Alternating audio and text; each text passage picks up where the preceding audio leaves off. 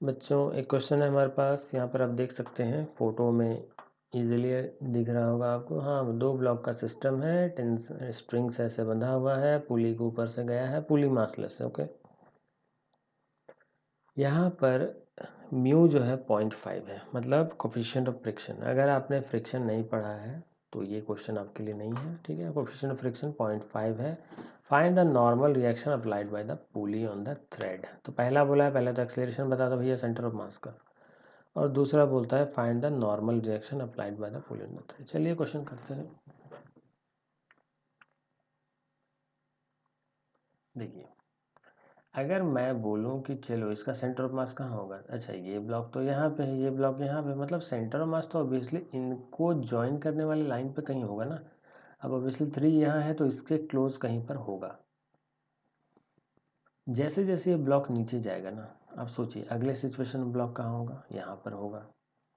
अगले सिचुएशन में ये कहाँ होगा, यहाँ पर होगा। अब अगर मैं इसको फिर से, मतलब क्योंकि यहाँ तो ये फिर से ऐसा करके आ रहा होगा ना, इसको अगर आप फिर से देखें तो इनका सेंटर ऑफ मास अब कहाँ होगा, इन्हीं को ज्वाइन करने वाले लाइन पे कहीं होगा। किसके नज़दीक होगा, ये 3 kg है ना, तो इसके आसपास कहीं होगा। तो मान लीजिए ये यहाँ पर कहीं आ गया है, ठीक है। आप जरा देखिए, ये सेंटर ऑफ मास जो कि पोजीशन 1 पर था पोजीशन 2 पर है, तो अरे भैया नीचे गया कि नहीं गया, गया, बिल्कुल गया। ये कितने डिस्टेंस के नीचे गया, मान लेते हैं y गया। अच्छा ये थोड़ा राइट में भी तो गया है, तो राइट में कितने गया, x गया। बस यही, ये जो रेट है ना, जिस रेट से ये थोड़ा x में शिफ्ट हो जाता है, थोड़ा y में शिफ्ट हो जाता है, ओवरऑल जो ये नीचे जा रहा है ना, पोजीशन आप देख ही रहे हैं 1 से 2 में जाएगा, फिर एक नए पोजीशन पे आ जाएगा। जब ये ब्लॉक यहाँ पर होगा तो ये थोड़ा सा और नीचे पहुँच चुका होगा, फिर से इनको जोड़ेंगे तो ये यहाँ पहुँच चुका होगा पोजीशन 3 पर। तो ऐसे करके हम देख रहे हैं सेंटर ऑफ मास जो है लगातार राइट की तरफ भी जा रही है और नीचे भी जा रही है। तो वही बोला है, बताओ भाई सेंटर ऑफ मास का एक्सेलरेशन क्या होगा।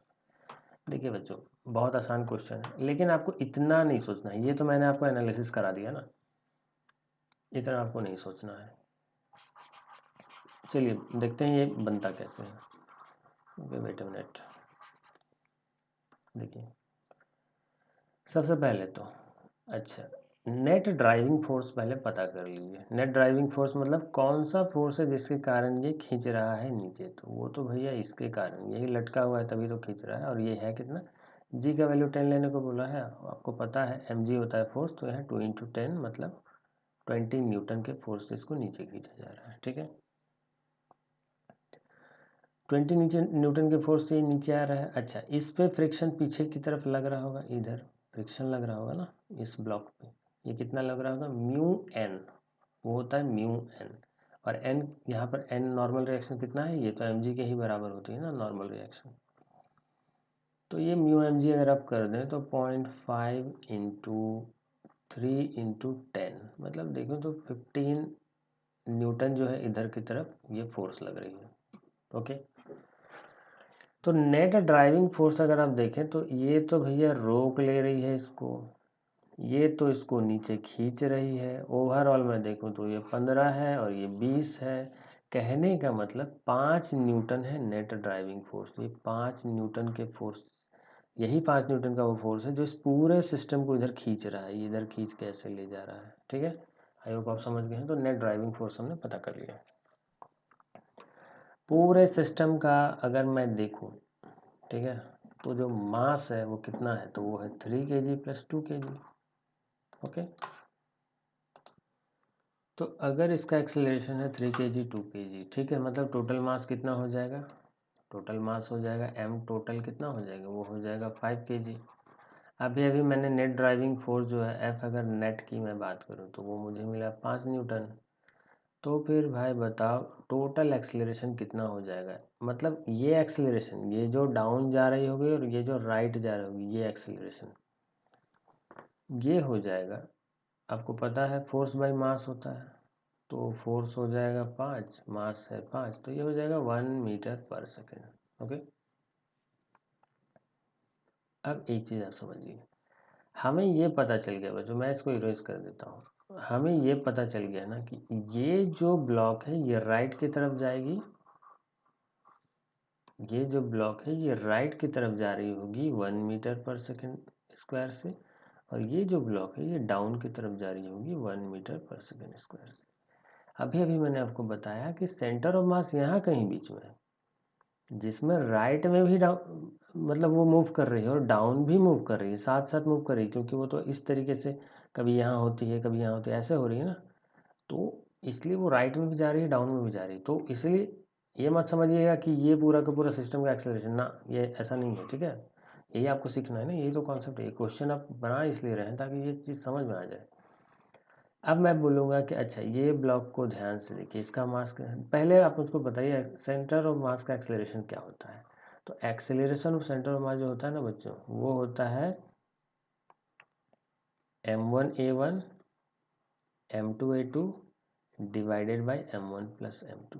अब आपको समझ में आया कि इतना स्ट्रेट होता है आंसर निकालना, तो फिर भाई ये पढ़ने की ज़रूरत क्या थी। तो अब यही मुझे देखिए m1 तो पता है, m1 क्या है 3 kg है, रख दूंगा। m2 क्या है 2 kg है, वो भी रख दूंगा। ये a1 क्या है भाई, देखिए ये ब्लॉक नीचे की तरफ जा रही है क्या, तो इसके पास नीचे की तरफ एक्सेलरेशन नहीं होगा, इसके पास बस एक राइटवर्ड एक्सेलरेशन। और इस एक्सेलरेशन a1 को मैं लिखने जा रहा हूँ 1i। क्यों, क्योंकि ये एक्स एक्सिस इधर, देखिए यहाँ पे फोटो बना के आपको हिंट दे दिया है उसने, देखिए तो एक्स एक्सिस की तरफ जा रही है तो उसका यूनिट वेक्टर आई होता है, मैंने आई लिख दिया। अच्छा ये तो डाउन जा रही है, मतलब ये तो नेगेटिव वाई एक्सिस में जा रही है ना, मतलब माइनस जे की तरफ जा रही है। तो इसका जो एक्सेलरेशन a2 मैं लिखूंगा वो लिखूंगा -1g। ओके, अब ये दोनों वैल्यू जरा यहाँ पुट कर दीजिए, बस वैल्यू पुट कर दीजिए। वैल्यू जैसे ही आप पुट कीजिएगा तो ये हो जाएगा 3 इंटू 1i फिर 2 into -1g divided by 5। Okay, अब जब इसको अच्छे से देखेंगे तो ये तो हो जाएगा 3/5i -2/5g। ये है एक्सेलरेशन बच्चों सेंटर ऑफ मास का। ओके, वेक्टर साइन मैंने इसलिए लगा दिया क्योंकि आई और जे के फॉर्मेट में है और वो यूनिट वेक्टर होता है। अब अगर इतना आपको पता चल गया ना, तो इसका मैग्नीट्यूड तो खैर जन्म जन्म से आपको पता है, ठीक है। और वो क्या है, वो है ये, सीधा टोपी पहना दीजिए। मतलब याद है ना, बस आई जे है ना, तो क्या होगा जब ऐसा हमारे पास, अगर जिनको नहीं पता है मैं बता दूं, अगर एक्सेलरेशन ऐसे लिखा हुआ है ना a1i a2j के फॉर्मेट में, a3k के फॉर्मेट में, तो सीधा सीधा इसका जो मैग्नीट्यूड होता है वो होता है रूट ऑफ a1 का स्क्वायर a2 का स्क्वायर प्लस a3 का स्क्वायर, ऐसा होता है, ठीक है। a3 तो है नहीं तो इसको तो भूल ही जाएगी, बस ये वाला कर देना है। तो ये हो जाएगा 3/5 का स्क्वायर मतलब 9/25 प्लस स्क्वायर होगा तो ये प्लस हो जाएगा 4/25। एलसीएम लेंगे 25 बाहर आ जाएगा रूट से, ये हो जाएगा √13। ये है भैया सेंटर ऑफ मास का एक्सेलरेशन। आई होप आप समझ गए होंगे। अच्छा अगला क्वेश्चन कुछ और भी है क्या। हाँ बोला है normal reaction applied by the pulley on the thread. अरे भैया क्या क्या पूछ देते हैं, चलिए बनाते हैं इसको भी। देखिए बच्चों इसको बनाना कैसे, बड़ा थोड़ा सा सोच समझ के देखिए।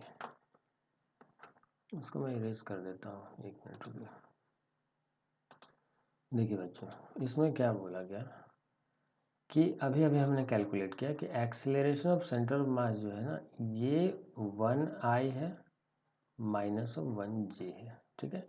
मतलब ये डाउन डायरेक्शन में कुछ एक्सेलरेशन था, एक्स डायरेक्शन में इनका कुछ एक्सेलरेशन था, दोनों का हमने कुछ रिजल्टेंट निकाला है, ठीक है। और सॉरी सॉरी सॉरी, ये नहीं था, ये तो उनका कंपोनेंट था, याद कीजिए। अभी 3/5i -2/5g ये था, अभी हमने निकाला था। ओके, बोला गया है नॉर्मल रिएक्शन, मैं मान लेता हूँ। चलो भाई देखिए बहुत ध्यान से अगर समझिएगा, तो टेंशन इधर है, इसका टेंशन डाउन है, तो ऑब्वियसली नेट टेंशन तो इधर होगा। मतलब थ्रेड इस पुली पर इस डायरेक्शन में एक फोर्स लगा रही है, तो पुली तो इधर नॉर्मल रिएक्शन लगाएगा ना। सोचने वाली बात है, पुली तो इधर नॉर्मल रिएक्शन लगाएगा। बस यही यही बस इतना समझना था। मैं क्या करने जा रहा हूँ कि मैं इस नॉर्मल रिएक्शन को इस डायरेक्शन में और वर्टिकल डायरेक्शन में ब्रेक कर दूंगा। इधर वाले नॉर्मल रिएक्शन को मैं बोल दूंगा चलो भैया तुम हो N2, इधर वाले नॉर्मल डायरेक्शन को मैं बोल दूंगा n1 हो तुम, ठीक है। और फिर बाद में मैं देखूंगा इसका रिजल्ट निकाल लूँगा, क्योंकि देखिए हमारे पास जो भी चीज़ अवेलेबल है ना यहाँ पे कंपोनेंट के फॉर्म में अवेलेबल है। हम y डायरेक्शन में सब कुछ जानते हैं, हम x डायरेक्शन में सब कुछ जानते हैं। देखिए एक्सेलरेशन भी जो हमने निकाल रखा है, ये y डायरेक्शन वाला एक्सेलरेशन सेंटर ऑफ मास का हमें पता है, x डायरेक्शन वाला एक्सेलरेशन सेंटर ऑफ मास का हमें पता है। ये तो ये x है, ये y है, तो क्यों ना हम x y में ही पहले कैलकुलेशन कर लें, उसके बाद नेट निकालेंगे। आप देखते जाइए, बस आपको समझ में आ जाएगा। देखिए प्रॉब्लम यहाँ पर देखिए क्या है, ये जो 3 kg का ब्लॉक है ना, इस पर ऊपर की तरफ जो टेबल है, ये टेबल, ये एक नॉर्मल रिएक्शन लगा रही है, इसको हम मान लेते हैं N3। ओके, तो यहाँ से हमको दिख रहा है N3 is equal to 3 into 10, 3G हो जाएगा, मतलब 3 इंटू 10, जी बाद में वैल्यू पुट कर देंगे, ठीक है। अच्छा ठीक है। अच्छा, तो नेट अगर मैं देखूं, डाउनवर्ड एक एक्सेलरेशन है, इसका acceleration of centre of mass in Y direction, ठीक है। डाउनवर्ड एक, इसका एक्सेलरेशन डाउनवर्ड है क्या? नहीं है, तो भूल जाइए अब सब कुछ। तो मैं अगर सिर्फ वाई डायरेक्शन की बात करूँ ना, पूरे सिस्टम पर सिर्फ अगर सिर्फ मैं वाई डायरेक्शन में बात करूँ, एक्स डायरेक्शन भूल जाइए, तो मैं देख रहा हूँ कि ऊपर की तरफ एक फोर्स लग रहा है N3, मैं देख रहा हूँ कि यहाँ भी ऊपर की तरफ एक फोर्स लग रहा है N1। ओके, मैं देख रहा हूँ कि यहाँ इसका वेट डाउनवर्ड लग रहा है 3G। Okay, very good. और मैं ये भी देख रहा हूँ कि इसमें भी डाउनवर्ड एक फोर्स लग रहा है 2G। ओके, तो ये भी तो नीचे की तरफ ऐड होगा, नीचे भी एक डाउनवर्ड फोर्स लग रहा है 2G। और मैं ये भी देख रहा हूँ कि ये ब्लॉक नीचे की तरफ, मतलब ये तो एक्चुअली सेंटर ऑफ मास ही इनका नीचे की तरफ एक्सेलरेट कर रहा है, ठीक है। सेंटर ऑफ मास जो है ना, यहाँ जो कहीं सेंटर ऑफ मास हुआ करता था, वो पूरा डाउनवर्ड एक एक्सेलरेट कर रहा है। तो मैं ऊपर की तरफ क्या लगाऊंगा? एक सूडो फोर्स लगाऊंगा। कितना कितना लगाऊंगा? Total mass of the system, मतलब क्योंकि पूरा का पूरा सेंटर ऑफ मास का ही मैंने एक्सेलरेशन ले लिया है, ठीक है। तो मैं ऊपर की तरफ एक फोर्स लगाऊंगा, सूडो फोर्स, उसको मैं ब्लैक से दिखाता हूँ। सूडो फोर्स लगाऊंगा, वो होगा total mass of the system m1 plus m2 into a centre of mass. Okay, इसको मैं लिखता नहीं हूँ, आप समझ जाइएगा। अब इसका मैं अगर इक्वेशन लिखूँ तो ये देखिए, इसको मुझे लिखना पड़ेगा m1 प्लस m2। अच्छा, m1 प्लस m2 कितना है? तो 5 है, मतलब 5 into a centre of mass Y direction में, n1 ऊपर है, n3 ऊपर है, प्लस n1 ऊपर है, प्लस n3 ऊपर। देखिए इतना डिटेल में सॉल्यूशन इसलिए कर रहा हूँ ना, क्योंकि बहुत सारे बच्चों को समझ में नहीं आता है।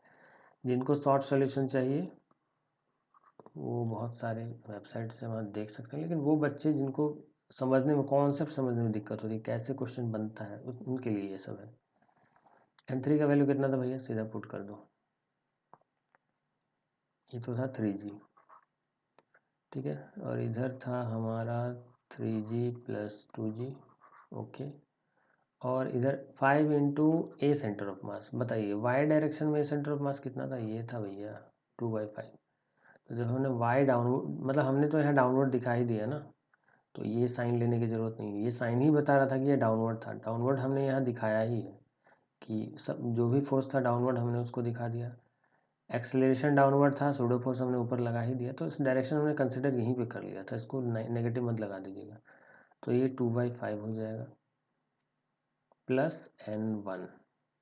देखिए ये कट गया, ये कट गया, 2 उधर चला जाएगा, तो n1 का वैल्यू कितना आ जाएगा? 2 इंटू जी कितना होता है? 2 इंटू जी 20 हो जाएगा, तो ये 20 और 2 चला जाएगा इधर, तो ये हो जाएगा 18। देखिए n1 हमारा 18 आया, अब इसको पकड़ के रखिए। अब हम बात करने जा रहे हैं ओनली एक्स डायरेक्शन में। अब ध्यान दीजिए, एक्स डायरेक्शन में कितना फोर्सेस लग रहे हैं? एक्स डायरेक्शन में बस ये बेचारा हमारा इकलौता n2 लग रहा है, और कोई लग रहा है क्या? और कोई फोर्सेस लग रहे हैं क्या? अच्छा, ये फ्रिक्शन फोर्स पीछे की तरफ लग रहा है, लेकिन हमने नेट ड्राइविंग फोर्स तो ले ही लिया था। नेट ड्राइविंग फोर्स लिया था तभी तो भाई ये एक्सेलरेशन निकाला था, उसमें हमने फ्रिक्शन कंसिडर कर लिया था, ठीक है। तो हमारा जो, हम अगर देखेंगे ना, तो N2 जो है, देखिए पूरा का पूरा ये जो सेंटर ऑफ मास था, ये जो सेंटर ऑफ मास आपको पता है ये डाउन भी जा रहा था, शुरू में ही मैंने बताया, राइट भी जा रहा है और डाउन भी जा रहा है। तो सेंटर ऑफ मास का राइटवर्ड एक्सेलरेशन कितना है, A centre of mass X direction में। ओके, मैंने लिख दिया। तो राइटवर्ड डायरेक्शन में अगर इसका एक्सेलरेशन है तो सूडो फोर्स तो पीछे लगाना पड़ेगा, वो कितना हो जाएगा, total mass of the system मतलब m1 plus m2 into a centre mass x। और एक तो ये तो राइट में लग रहा है, तो राइट में ये फोर्स हम लगा देंगे इंटू, बस इतना ही लग रहा है। अब इन दोनों को कंपेयर कर दीजिए, ठीक है। तो यहाँ से हमें मिल जाएगा n2 इज इक्वल टू, देखिए m1 m2 में डायरेक्ट जोड़ दे रहा हूँ, 3 + 2 5। और A centre of mass x direction में कितना था, यहाँ देखिए ये वाला 3/5, ये कैंसिल आउट होगा, 3 न्यूटन, ये हमारा 2 है। ये पहले का कैलकुलेशन भूल जाइए, इसको भूल जाइएगा। ओके, अच्छा, तो अब जब मुझे पता चल गया भैया कि इधर हमारा n2 लग रहा है, इधर हमारा n1 लग रहा है, तो इनका रिजल्टेंट क्या हो जाएगा, पैरेललोग्राम लॉ से नहीं निकाल सकते आप।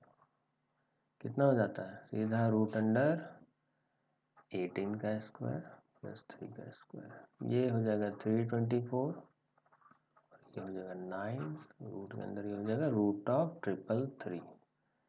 ये है हमारा नेट नॉर्मल रिएक्शन, जो कि आप ध्यान दे सकते हैं किस डायरेक्शन में लग रहा है, इस डायरेक्शन में लग रहा है। बस हमें इतना ही निकालने को बोल रहा है, फाइंड द नॉर्मल रिएक्शन बोला था, और कुछ नहीं।